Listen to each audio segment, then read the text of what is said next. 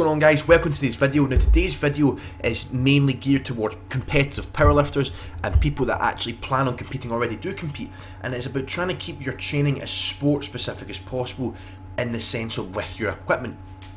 So try and keep your equipment as specific as possible to the federation you compete in. Obviously, not everyone has the ability to, for example, say deadlift with an Ivanko power bar because they just don't have the funds to buy an Ivanko power bar, or they don't have the funds to buy a competition bench press, or certain things like that. But you can keep it as specific as possible. And for example, let's say you're competing in a federation that makes you have to walk the weight out on squats, so you have to walk it out. Then you really need to try and make sure that you're walking out every single squat you do in training.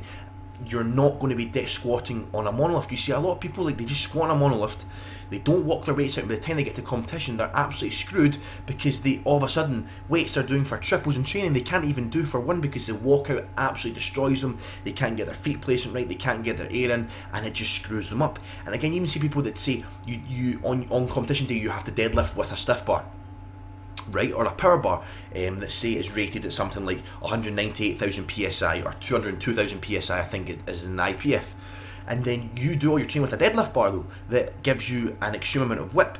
Well, by the time you then go, you are going to be training on a completely different equipment, so it's going to completely throw you off. So you really need to study what federation you're competing, what the rules are, what commands you have to have, what kind of bars you're using, and for example in squats you have to walk out or not, and then try and tailor your training to be specific as possible. Because so let's say you spend a whole training cycle doing squats and you walk your squats out. Well, by the time you then get to your competition and you have to walk it out, then it is nothing is different. It is just doing like a walkout in training. It is all the exact same. If you deadlift on a stiff bar and then on competition day you have to deadlift a stiff bar, then that is perfect, because then nothing changes. You are just deadlifting.